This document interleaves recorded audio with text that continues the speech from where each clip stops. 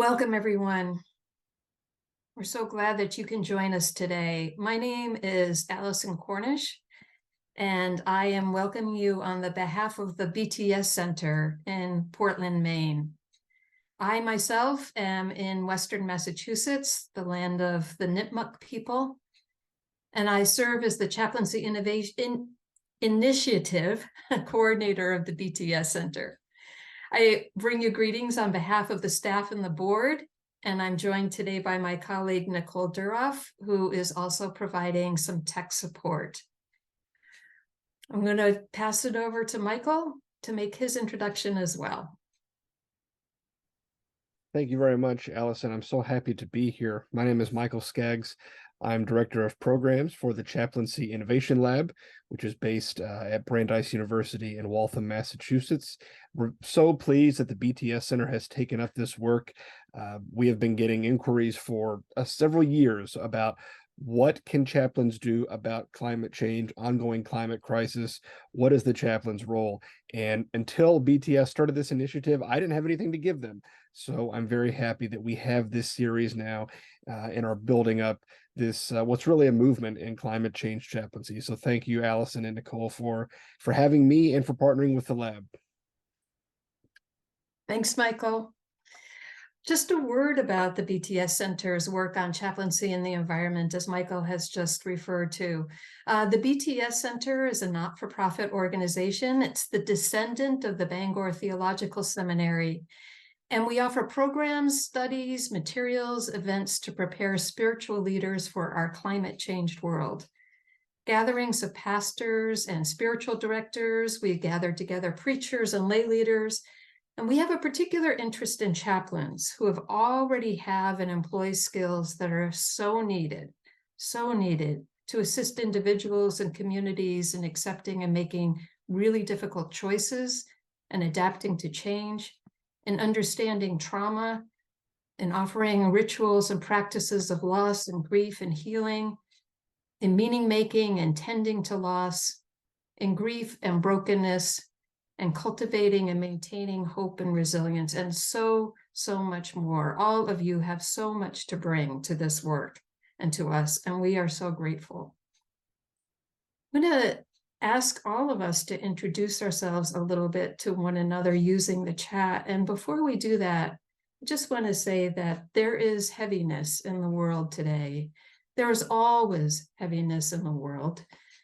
As one writer says, someplace the world is always ending, whether that's through police brutality or a wildfire or a budget cut, or some way that violence has erupted. And certainly violence is on the mind of many of us today as we gather. So I just want to open up a little bit of quiet and a little recognition that many of us are carrying very, very heavy hearts today.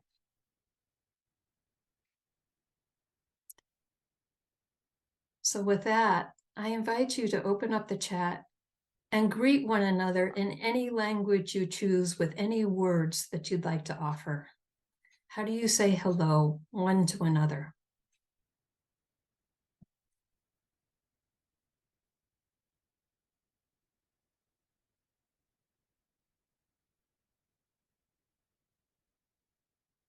How appropriate that we start with peace and hello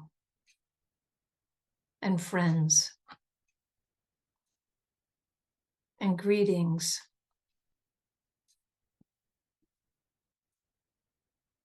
And saludos. Welcome, Puerto Rico. We're so glad you're here. Love and light to all of us, yes. And it is good to be in company.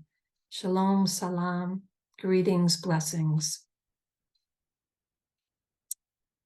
Guten Morgen, grateful. Yes, it's so good to be together. Keep those coming and add to them perhaps where you are zooming in from today. Some of you have already said that you're in Colorado or Cambridge, Indianapolis, San Francisco, Vancouver, Fort Collins, Klamath Falls. Henderson, North Carolina, Bellingham. Oh, beautiful. So good. Seneca Land, Floresville. And finally, what's one word? I know it's hard to settle on one word, but what's one word that reflects what it's like outside your window today? What is it like outside your window today? Bright. Thanks, Fred. Glorious. Oh, beautiful. Overcast, cloudy, sparkling. Fall in its fullness. Inspiring, cool and sunny. Gray drizzle. Colorful. Glorious. Oh, and sprinkling golden, golden, golden, golden. Thank you, thank you, thank you. And in the coming minutes, I invite you to just scroll up and down and take in these names, these greetings, and these beautiful images. Michael? Well, thank you very much, Allison. And once more, thank you all for joining us. I think we're going to have a really a generative conversation today after our presenter has spoken. And on that note, it's my pleasure to introduce our presenter today, Reverend Liz Olson, who is a board certified chaplain and spiritual health specialist for inpatient palliative care at Providence Medford Medical Center in Oregon. We have a couple of colleagues out at Providence in Oregon, so it's great to see you here. Previously, she created a training program at spiritual care at the Rogue Valley Manor in Medford. She received her MDiv from Star King School for the Ministry in Berkeley and is an associate minister at large for the Church for the Fellowship of All Peoples in San Francisco, an interfaith interracial church co-founded by Dr. Howard Thurman. Liz is passionate about addressing the climate crisis and is on the board of directors for Southern Oregon Climate Action Now, where she headed up the documentary Voices of the Valley and co-facilitates the support group Sustaining Climate Activists. Liz, thank you so much for being with us today, and I look forward to learning with everyone else from your experience. Thank you so much. Well, hello, everybody. I'm going to share my screen here with you.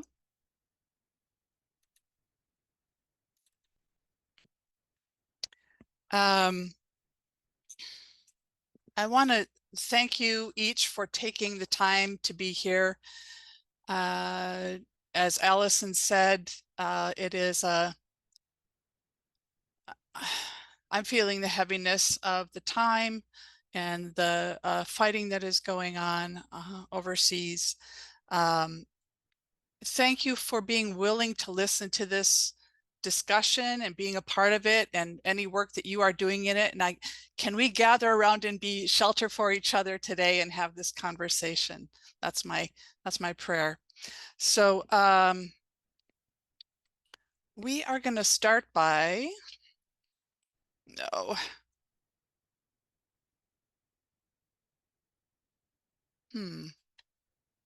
there we go. If you could put in the chat, if you have seen any changes in where you are in your weather or vegetation or in the wildlife, or if you've experienced an extreme weather event, to put that in the chat.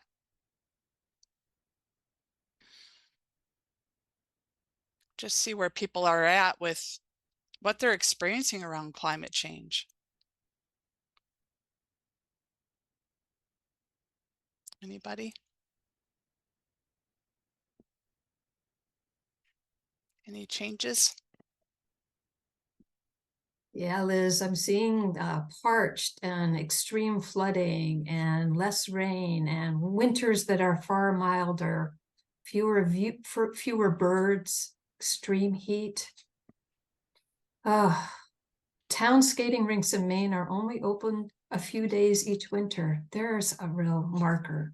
Tornadoes in Middle Tennessee, less snow, little to no snow in winters, heat, and so much more. People are really adding an incredible description of what the world is looking like right now.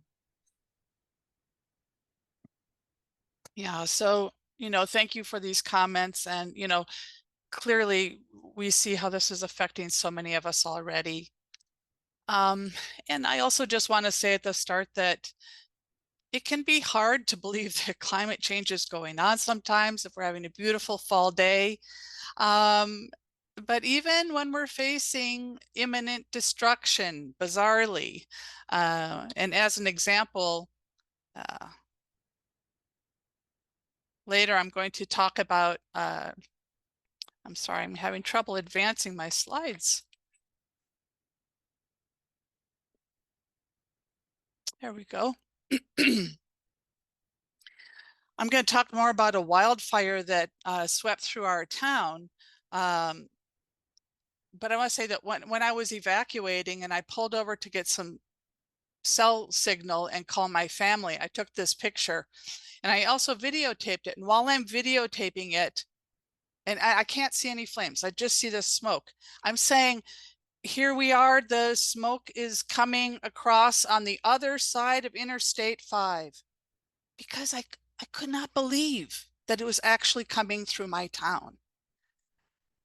And so I guess I just want to say that how we respond to this has a lot of complexity. It's complicated, and that we just give ourselves a lot of grace for this as we move through it and respond and adapt. Climate change is a huge concept, and we're only going to be looking at a little slice of it from the lens of a chaplain. And even then, there are so many different ways of approaching it as a chaplain. I'm just going to be speaking to my own lived experience of direct impact from an extreme weather event of a fire, and also from the indirect impacts of climate anxiety and eco grief in working with the support group. There are other chaplains doing work on connecting people's spirituality with the natural world. And there's a lot of work going on in congregations and faith communities and religions around the world. We are just going to focus on this slice of the chaplain's lens. So the main messages I hope you take away are that climate change is a complex, massive phenomenon happening now, affecting all life on the planet. And the human mind, heart, emotions, spirits, and belief are affected, of course. Professional chaplains have specialized training, skills, and gifts to offer as support. And chaplains can be affected too. So I'm going to do what any good chaplain does at first and make an assessment of the situation. We'll first take a broad look at the emotional and spiritual impacts that the crisis is having. We'll pause for some questions. And then in the second part, I will be looking at specifically what chaplains can do for interventions. Sadly, it should maybe not surprise us that human mental health, let alone spirituality, is really not being talked about in the climate conferences, and only last year was recognized by the World Health Organization and the IPCC, the Intergovernmental Panel on Climate Change. But it is seen through, this concept is being seen throughout the literature of psychological health or mental health, but it can sound an awful lot like spiritual health. And especially if we are looking at the definition of spirituality developed by the National Consensus for Palliative Care. And that is that spirituality is the aspect of humanity that refers to the way people seek and express meaning and purpose, and the way we experience our connectedness to the moment, to self, to others, to the natural world, and to the significant or sacred. So this spiritual concept of connectedness or connection is seen throughout the field of climate psychology. And as one example, Laura Schmidt, who is the founder of Good Grief Network support groups, She says, the major crises of our time are caused by disconnection. The solution, as simple as it sounds, is to deeply reconnect on all levels. We must reconnect to ourselves, to each other, and the more than human world. And to me, this sounds like they are talking about spirituality. So this infographic shows how there are direct and indirect impacts from climate change on our mental health. So direct impacts from extreme weather events are going to eventually lead to just anxiety and depression worsening, community health, grief and loss, PTSD, suicide. And indirect impacts are from just witnessing loss or your awareness of loss. You're hearing it on the news all the time. And this can bring on something being called climate anxiety or eco grief or solastalgia. And solastalgia is a new term describing the existential distress that is caused by experiencing the degradation or loss of one's home environment due to climate change. As you may well realize, the direct impacts are increasing. These data show that we are having a steep increasing trend in extreme weather events. In 1980, there were only 5 recorded that are over $1 billion events. And then in 2020, we were up to 22 events, just in the US alone. So there is a range of emotions that people say they're experiencing in regards to climate change, and these can actually be motivating towards taking action. And also, these emotions are not to be seen as pathological or treated as such, but rather a normal reaction to an abnormal situation. And doesn't that sound like what we say in a critical incident stress debriefing? So let's look at these concepts of climate anxiety and eco grief. And a 2022 study found 5 key themes. Worry about threats to livelihood, just livability.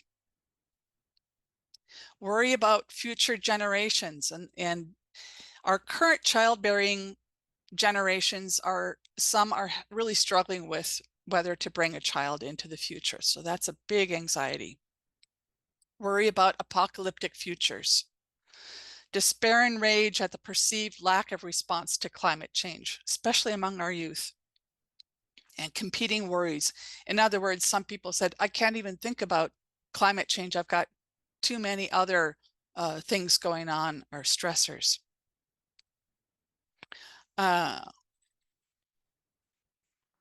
Ecological grief. This is defined as the sense of loss that arises from experiencing or learning about environmental destruction or climate change.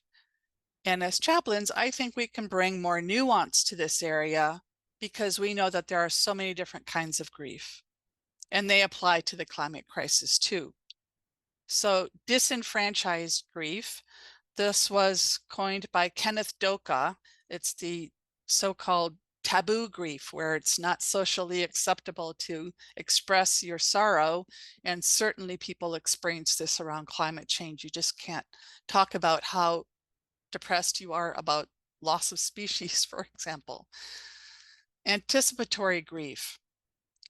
We know this from families who have an impending death of a loved one, and so too people can be anticipating the loss of the world as they know it. If the sea level is rising, they're going to lose their home and their community or their entire homeland. Complex or complicated grief.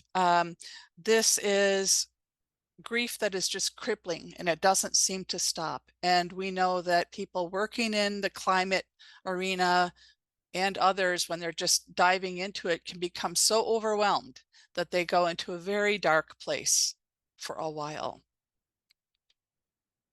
And cumulative grief. This is one loss after another.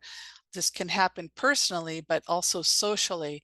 And I think we all know that feeling, and we're probably feeling it right now, a lot of grief right now, just one thing happening after another. And those are those definitions. Now, what happens when we don't acknowledge or process our grief? Climate psychologist Rosemary Randall looked at William Worden's 4 tasks of grief, you may be familiar with, and saw parallels with his model describing negative responses for unprocessed grief, such as denial of the facts, shutting off all emotion, idealizing what is lost, numbing through substance abuse or manic activity, and just not adapting, becoming helpless, bitter, angry, depressed, withdrawing. And these are valuable insights to us when we look at denying our grief for the environment. So who is affected here? There's a whole other aspect to this conversation about who is affected the most that involves an interwoven crisis of climate injustice and how we treat the natural world, how we treat each other, and the consequences of an economic model of endless growth and consumption. As Buddhist teacher Sherry Huber says, how we do anything is how we do everything. But briefly, those who are affected the first and the worst are those people who are already suffering from inequities and vulnerabilities. So people at poverty level income, people of color, immigrants, people with disabilities, older adults, outdoor workers, children, any marginalized community where there are complex social stressors, what we might know as social determinants of health. For them, climate change is a threat multiplier, and it can lead to compounded trauma.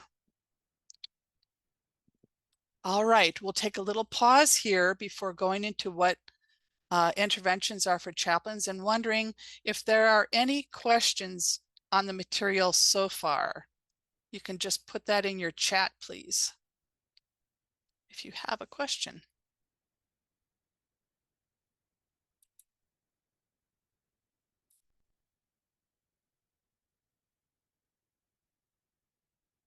Anything so far?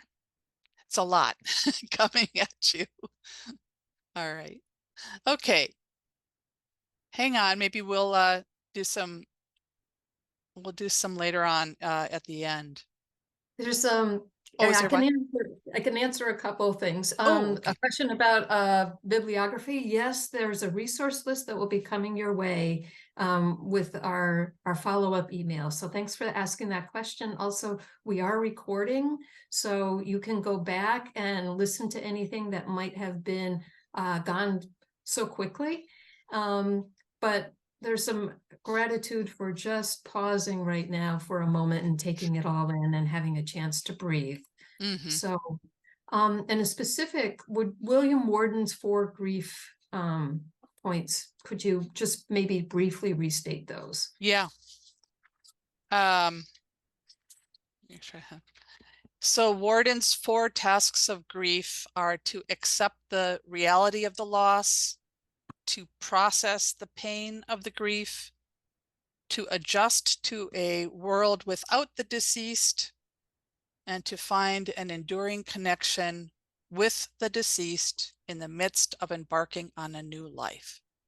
So Rosemary Randall took that model for working with death and loss of a loved one and is applying it to climate, how we respond to climate grief. Beautiful. Thank you. And I'll quickly respond to Samantha, who's asking about solastalgia. Solastalgia was coined by an Australian philosopher named Glenn Albrecht, and I highly recommend his writings on it. But it's really about the loss of a sense of solace that we used to be able to get from the place that we called home.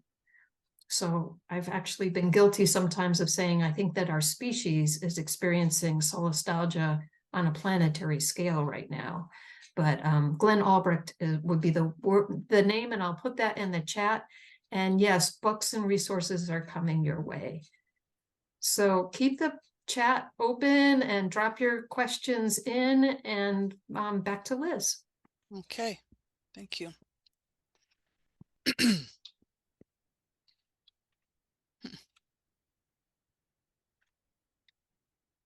Okay, now we're going to get to chaplain interventions.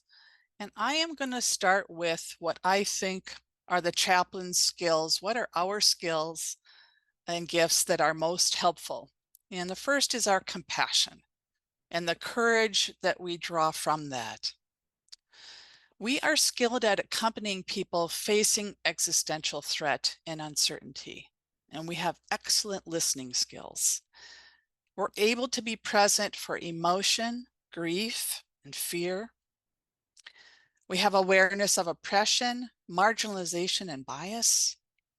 We're good at bringing out meaning making, narrative, and story. And we're good at bringing in connection with the sacred. And we're versed in wellness, self-care, and resilience.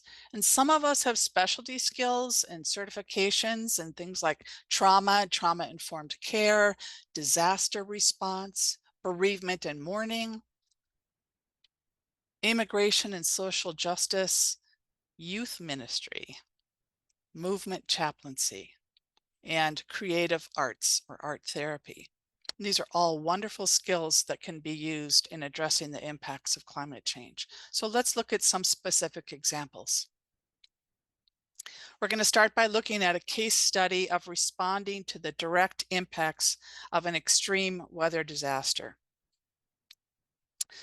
How various chaplains in my community responded to the Alameda fire. So I took this photo of a metal shed that remains standing because I love that it had the word spirited on it. And in the slides ahead, there's going to be images of fire and destruction. And I would please ask you to be tuned into yourself. If it's too much, to just take a pause or turn away, or whatever you need to do to kind of take it easy on yourself. So I live in the town known as Talent in Southern Oregon. It's the lands of the Latgawa, the Shasta, and the Takelma. And on September 8th, 2020, a grass fire was picked up by very high winds, 30 to 60 miles per hour. And these swept, the embers and the flames swept through this really dry vegetation corridor from the city of Ashland, through my town of Talent, through the town of Phoenix, and into the southernmost part of the city of Medford. The fire burned through the night, and it wasn't going house to house, it was jumping block to block. Shockingly, the emergency alert system did not send out warnings, nor was there anything on the radio or television until much later. But it was thanks to the extraordinary work of the sheriff's department, who went door to door, alerting people to evacuate, that people got out, often with only what they could grab. In the end, the fallout from the Alameda fire totaled over 4,000 structures were burned. 2,400 of them were homes. Over half of those were low-income housing. In Talent, we lost 40% of our town, and 70% of our Latinx community lost their homes, most of them uninsured. And this is a classic example of the inequities of the impacts. 26 caregivers from our Providence hospital and clinics lost their homes, and Providence provided them, if they needed it, trailers, food, clothing, and our chaplains supported them. Unbelievably, only 3 people died. So, interventions. Here I am, a board certified chaplain, and I want to help out my my decimated town, you know, I had just this surge of energy and desire to help, and this can come with disasters. But the problem was finding the right means to engage, because I wasn't affiliated with a disaster relief program or even any social supportive structure. And I'll just be honest, you know, I thought I wasn't affected. I had all this energy. I didn't lose my home. But in hindsight, I could see that the shock and the distress of the fire were compounded by the fact that I had been working in the hospital during COVID. It was still that first year, pre-vaccine, a lot of stress from that. And I had lost my mom only 2 months earlier. So, you know, I was experiencing my heart saying, go, go, go, do, do, do. But my body was saying, no, no, no, and putting on the brakes. So I'm sharing this with you because what I learned is it's really important to take an assessment of where you are before you jump in to help. And we all have skills and gifts to offer. And we all have different capacities in the moment. So what are some of the different interventions? If you have been directly impacted, the only intervention is the self-care intervention. You are the one needing support and safety. One of our hospice chaplains and his wife got out with just minutes to spare before their home burned to the ground. And he fled that night to his fellow hospice chaplain's house, and then she carried their load in the weeks ahead, even just trying to find many of their patients where they had evacuated to. So how about a chaplain like me who's somewhat impacted? I found a great place to help out volunteering with a community-created mutual aid station. And here I could provide practical support, helping people get the supplies they need, and just sort of organically being of emotional support when someone was expressing a need. And I could co-regulate my own frayed nervous system. I know of a chaplain who became part of the core leadership of this wonderful, already established local storytelling group called The Hearth. It was founded by a minister, and they organized structured listening opportunities in both Spanish and English. Another intervention, of course, is to train with the Red Cross or any of the other national disaster relief programs. And you might work with emergency responders, fire department, police, sheriff. A fellow colleague of mine is also a volunteer chaplain with the Medford Fire Department. And he rode out there with that. He rode out that night with them and accompanied them in the days ahead as they did their search for remains. Another intervention is to work with your faith community. Some of ours have a disaster ministry team already going in place, and they could provide support and food and temporary shelter. And there's a national movement now to create what's called resilience hubs. These are community organizations that can get funding to be equipped with solar power and communications, kitchen and such. And a great example is the Community Lighthouse Project, organized by Together New Orleans, where their goal is to have a church outfitted within a 15-minute walking distance from anyone. For those trained in the creative arts, you can support others while together making signs and posters or for the community, or do sculpture rituals. And I found these really uplifting to see in the middle of this bleak ashen landscape. And one last suggestion for an intervention: there are often well-funded post-recovery organizations. Our local county, our local group has a paid chaplain position that is still ongoing 3 years later. Okay, and now I will turn to indirect impacts. supporting people who are experiencing anxieties or other emotional responses to climate change. So this is a study that identified 5 themes for interventions for people who are counseling others. One is the practitioner's own inner work and education. We know about this from CPE, right? We know about the importance of our own self-awareness. 2 is fostering the inner resilience of participants, developing that emotional awareness and intelligence.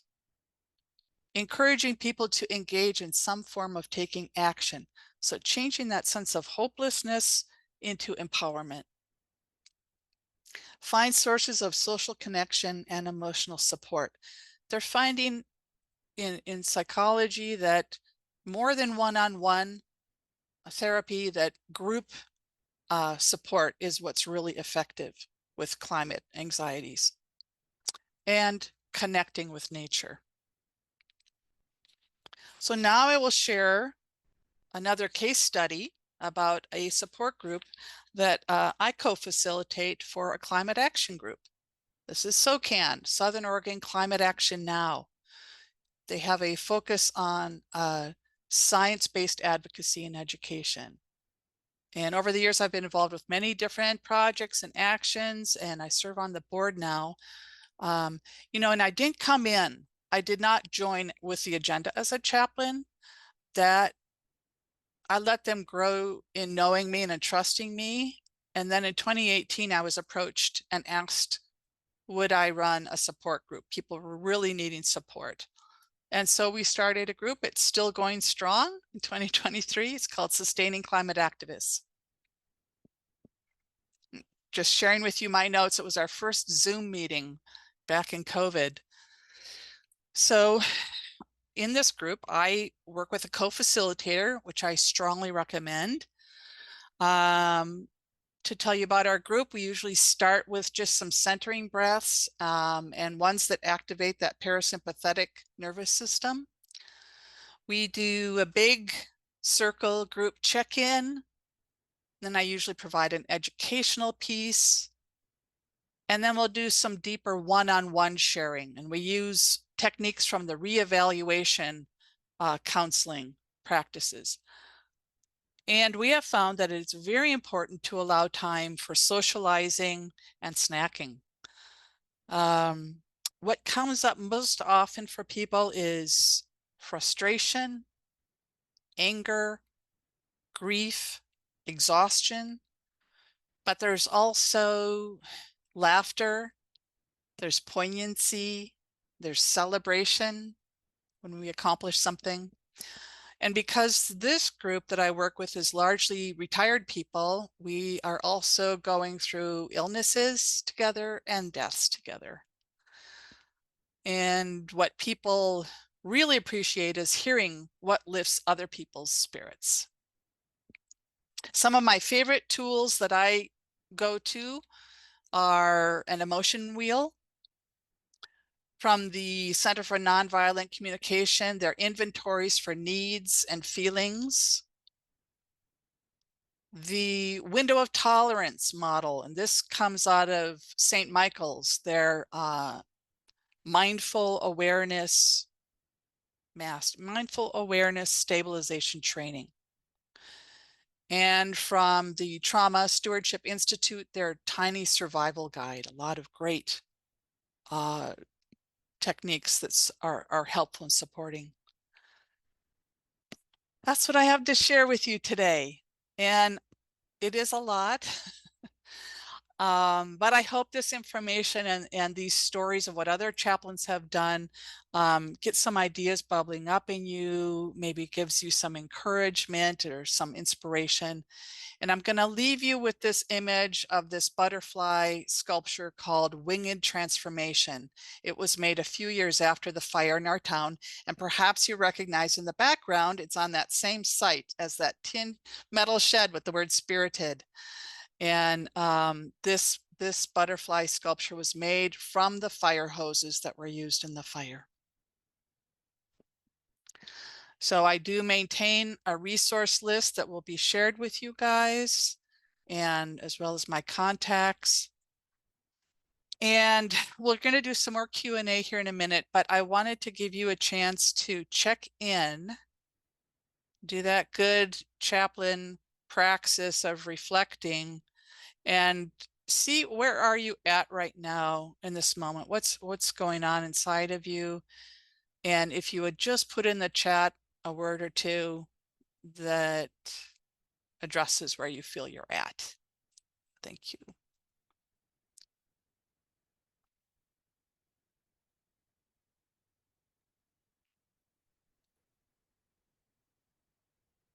Oh, Liz, I'm seeing huge gratitude and thanks and great information. Somebody inspired, grief, but hope.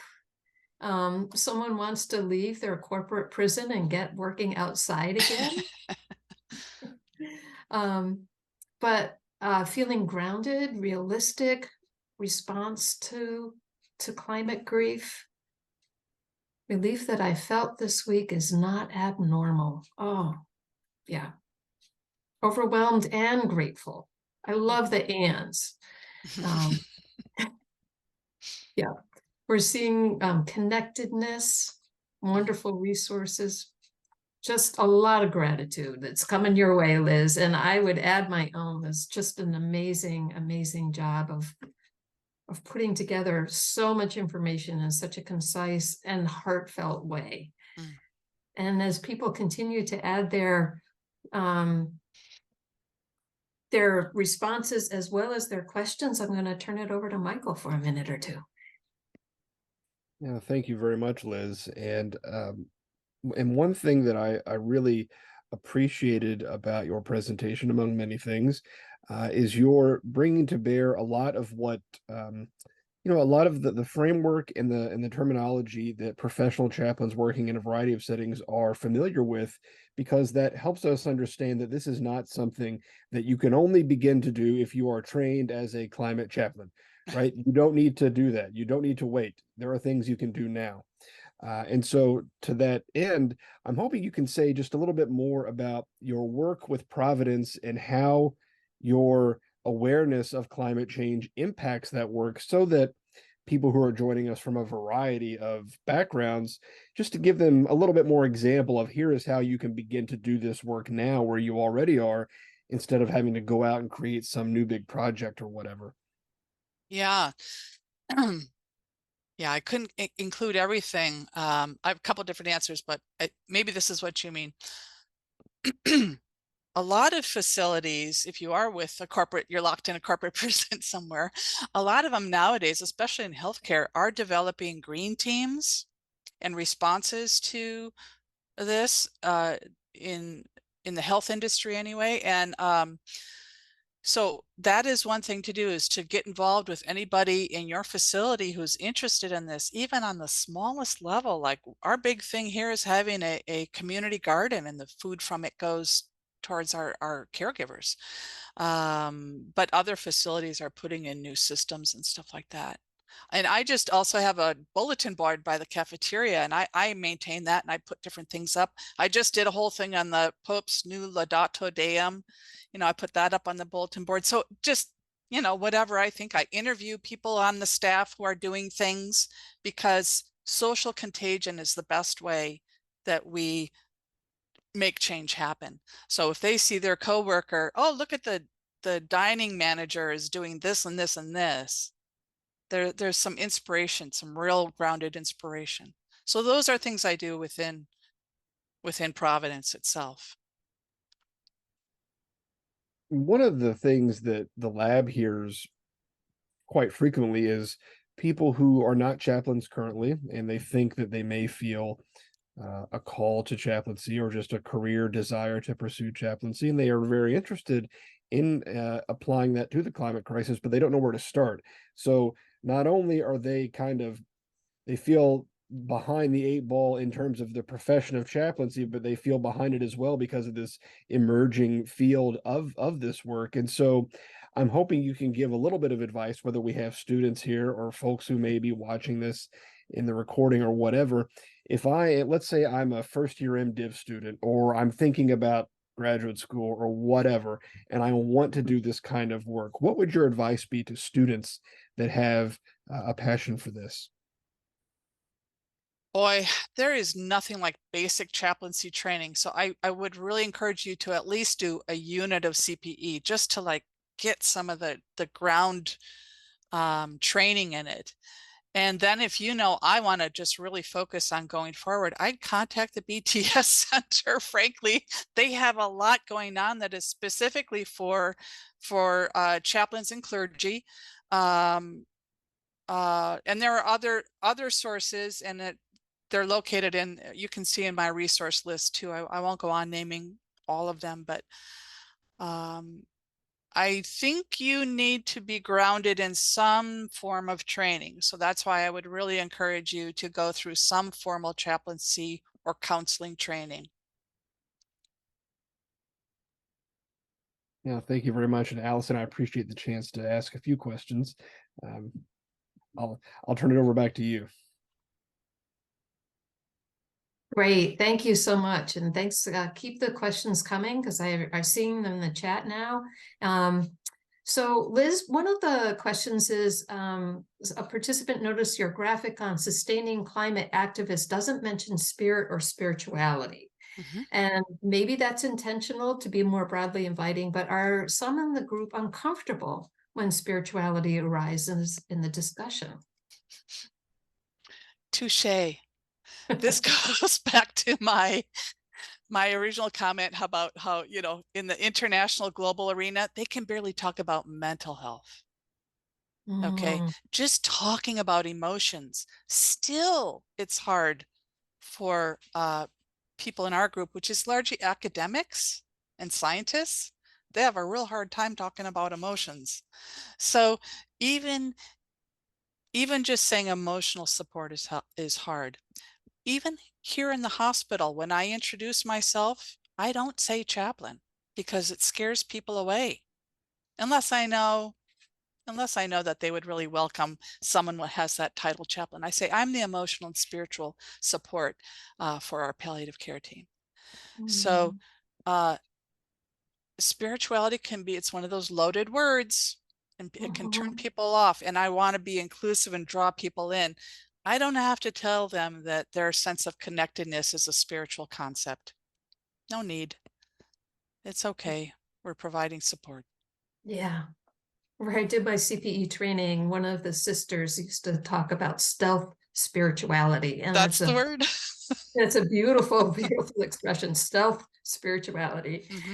They're coming in on little padded feet. Another great question. Somebody's asked, do you know if there's been any reporting by chaplains regarding community response in Maui coming out of Hawaii after the fires there? I'm not aware of a specific response to that. I know there was, I tune into the Climate Psychology Alliance. So there was some initial response with them with finding counselors for people, but I don't know. There's not a lot of great structures as yet for chaplains doing climate work. So I'm not aware of a group that is coordinating support. Allison, you might really know more to that. You work on a system level. Not specifically, although we have a participant in one of our one of our conversation circles who is connected to Hawaii and has been asking for resources to pass along to friends and colleagues there. So I think that there is a response, but I'm just not sure how formalized it might be. Right. Another wonderful question. Curious about your experience of engagement with nature as a key component of this work. And is that an element you incorporate into your sustaining climate activists offering? And maybe if you have a specific example, if you have been doing that kind of work. I have not been doing, there is some, I know of a lot of chaplains who are doing work specifically to bringing people into nature and doing that kind of deep, hands-on, interactive, spiritual reconnecting. In our Sustaining Climate Activists group, we try to meet outside as much as possible, just to be having that natural setting of being outside until the weather turns bad. But no, not in the kind of sense that there are some chaplains doing really specific work around there. And I believe there's going to be another speaker who might be addressing more from that angle coming up. Yes, there Okay. will be, and we'll talk a little bit more about that and Okay. as we close out. But Okay. yeah, I want to get so many of these questions in Yeah. because they're really popping and they're wonderful. When you and Michael were in conversation about education and background and preparation for this, someone's asked, would spiritual direction training be a help? And if so, how might that apply? I have not gone through a spiritual direction program myself, so I would be embarrassed to try to presume to know the answer to that. But from the spiritual directors I know, they certainly have sensibility for counseling people, and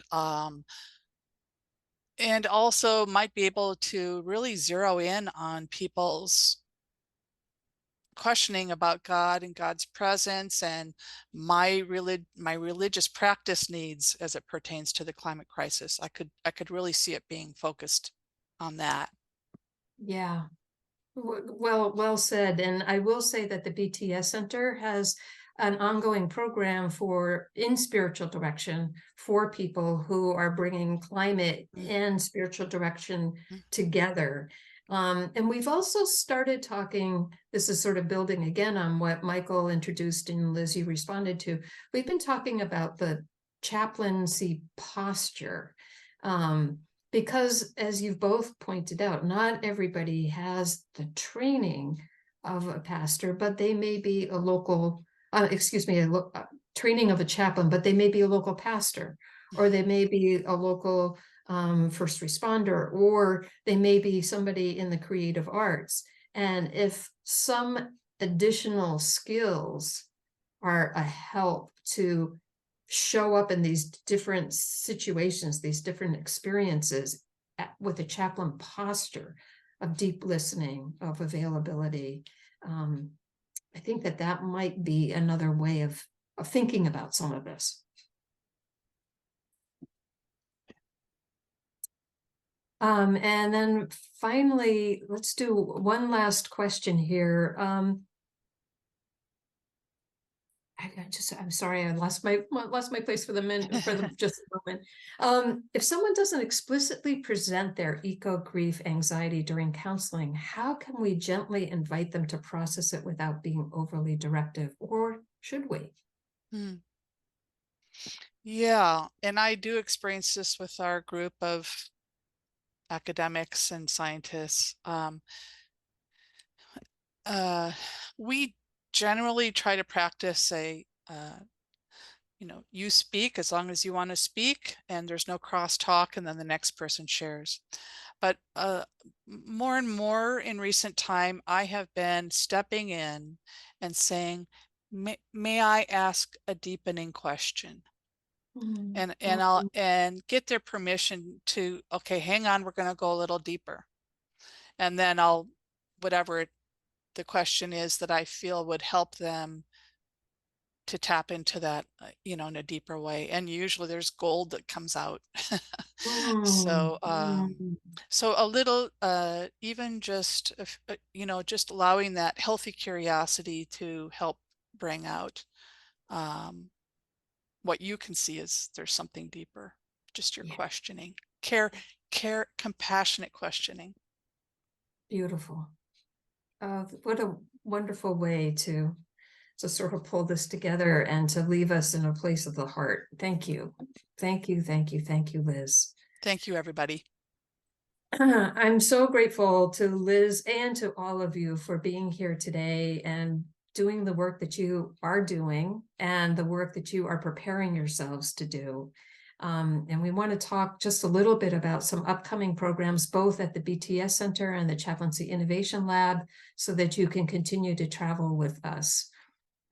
So our next program like this, that will be an online program, Come One, Come All, will be on November 15th, and Talitha Amadea, I knew I was going to trip over that, Talitha Amadea Aho, and her colleague JD will be coming and bringing us spiritual wayfinding in a changing climate. You may be familiar with Talitha's book, Deep Waters, on spiritual care for youth going through a climate crisis. So really excited about Talitha and JD joining us on November 15th. We also will be rolling out some more programs in 2024, so stay tuned for more conversation circles and more pastoral care in a time of climate change. And Michael, you've got some programs coming up as well. Yeah, thank you, Allison. I just want to invite everyone. You're, of course, welcome to all of the webinars that the Chaplaincy Innovation Lab offers. They're always free, and so you can find them at chaplaincyinnovation.org, and there's a little tab at the top that says events. And also, in terms of getting more directly involved, we have 2 programs that are continuing, but the next sort of class is coming up. And that is our conversation circles for BIPOC chaplains, as well as our conversation circles for religiously, spiritually unaffiliated chaplains. So if you fall into either, both, whatever those categories, keep an eye out on our newsletter, the website, etc. And we'll have information coming up on that soon. These are 3-month programs that allow you to be in very close, intimate conversation with a small cohort of chaplains that have come together around some common bond. And it's not necessarily a support group. It's not just professional networking. It's kind of a little bit of both. And so chaplains that have participated in the past have really taken a lot of strength and encouragement from those groups. And I would encourage everyone here to apply to them as they become available. Thank you, Michael. I encourage you to click on the little 3 dots at the bottom of your chat window and save the chat. There are lots of great resources and conversations that people have been posting back and forth, and it will allow you to continue to revisit this. The recording will be available shortly and will come out as a follow-up email along with Liz's resource list and contact information. So at this point, I would invite any who wish to unmute yourselves and say thanks and goodbye. It will be a cacophony, and that is great. Let us raise a holy ruckus. Thank you, everybody. Really appreciated you being here.